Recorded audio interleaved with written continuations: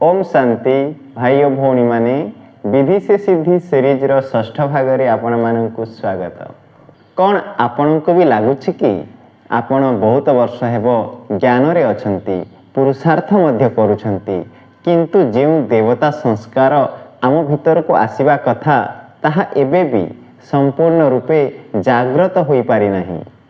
काहे कि आज भी छोट छोट कथारे आम भितर क्रोध अभिमान किंबा पुराना दुनियार संस्कार जागृत हो जाउछि। आ सबुठारु बड़ प्रश्न यही पुराना दुनियार संस्कार को शेष करी सत्ययुगी श्रेष्ठ संस्कार एबेठारु निज भितर प्रकट करिवार प्रकृत विधि कौन? भाई और भौणी माने मु मध्य प्रतिदिन यही सब प्रश्नर उत्तर खोजुथिली। आउ जेतेबेले मु बाबांकर 24 जानुआरी 1970 मसीहार अव्यक्त वाणी जहा यही विधि से सिद्धि पुस्तक रे संकलन करा जाइछि पढ़िली सेतेबेले मते यार चमत्कारी रहस्य मिलिला जहा कि मोर आखि खोलीदेला। तेणु मु भाविली मोर प्रिय समस्त भाई भौणी सह यही गुप्त विधि को शेयर करिबी जा द्वारा आमी समस्ते मिसी सही आमर सुंदर भविष्यतर संस्कार को आज ठारो ही जागृत करि पारिबा। आसंतु बाबांकर सही सुंदर महावाक्य को गभीर भाव में बुझिबा। बाबा कहउछंती आमको दुईटी कथा सब बेले मने रखिबा को हेबो। ज्ञानी जीवनर सही आरंभर बाल्य रूप एवं आमर सही सुंदर संपूर्ण स्वरूप। जेतेबेले आमर सही अव्यक्त स्थितिर स्टेज संपूर्ण हेबो सेतेबेले ही आमे एकाठी निज राज्य को जीवा। बाबा कहउछंती जेते जेते आमे फरिश्ता लाइफ र निकटतर हेबा सेते सेते आमर भविष्यतर राज्य पद आमर आखि सामना को स्पष्ट आसीबो। जेतेबेले एही दुईटी जाक आखि सामनारे रहिबो सेतेबेले भविष्यतर देवता संस्कार आपे आपे आम भितरे जागृत हेबाकु लागिबो। भाई और भौणी माने बाबांकर एही महावाक्य को आमे एबे सुंदर उदाहरण सह बुझिबा। धरि नियंतु ओडिशार कौनसी एक गाँवर पुओ बहुत वर्ष हेबो अमेरिका रे रही बड़ चाकरी करुछि। सेठी तार बंगला अछि, गाड़ी अछि, सब किछि अछि। एबे सीए किछि दिन पई निज गाँ को बुलिबा को आसीछि। हुए तो गाँ रे से सब सुविधा नाही, गरम हेउछि, भंगा घर, किंतु सीए गोटे साधारण खटियारे बसी मध्य बहुत खुशी थाए।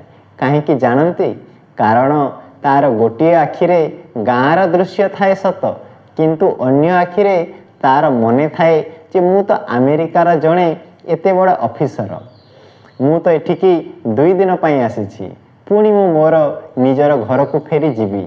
ठीक सही परी आमे आत्मा माने मध्य एही पुराना कलिजुगी दुनिया को किछि दिन पई पार्ट बजाइबा को आसीछु।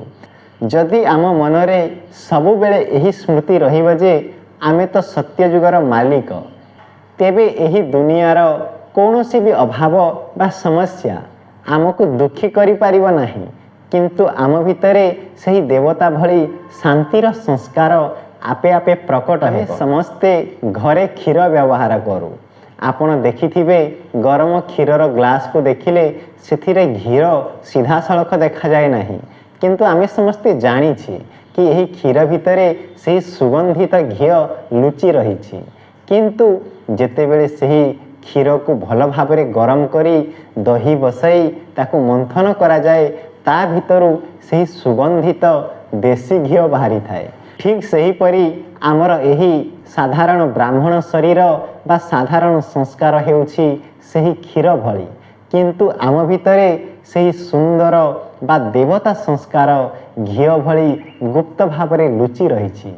बाबा कहउछंती जेतेबेले आमे ज्ञान एवं जोग द्वारा निजर मन को मंथन करिबा एवं सही श्रेष्ठ राज्य पदर स्मृति रे सबु बेले रहिबा सेतेबेले आम भितरे लुचि रहिथिबा सही स्वर्णिम संस्कार आपे आपे बाहर को प्रकट हेबो। आम ओडिया घरर आउ एक सुंदर प्रैक्टिकल उदाहरण देखंतु। जेतेबेले जणे झियर बाहाघर ठीक हो जाए सेतेबेले सीए निज बाप घरे रही सब काम करुथाए, କିନ୍ତୁ ତାର ମନ ସବୁବେଳେ ତାର ନୂଆ ସଂସାର ଶାଶୁଘର କଥା ଭାବୁଥାଏ। ସେ ଏବେଠାରୁ ହିଁ ନିଜକୁ ସେହି ଘରର ବୋହୂ ଭାବେ ଗଢ଼ିବାକୁ ଚେଷ୍ଟା କରିଥାଏ। ସେହି ଅନୁସାରେ ତାର ଚାଲିଚଳନ ବଦଳିଯାଏ। ଆମର ସ୍ଥିତି ମଧ୍ୟ ଠିକ୍ ସେହିପରି। ବାବା ଆମର ବାହାଘର ସେହି ସତ୍ୟଯୁଗୀ ନୂଆ ଦୁନିଆରେ ଠିକ୍ କରିଦେଇଛନ୍ତି।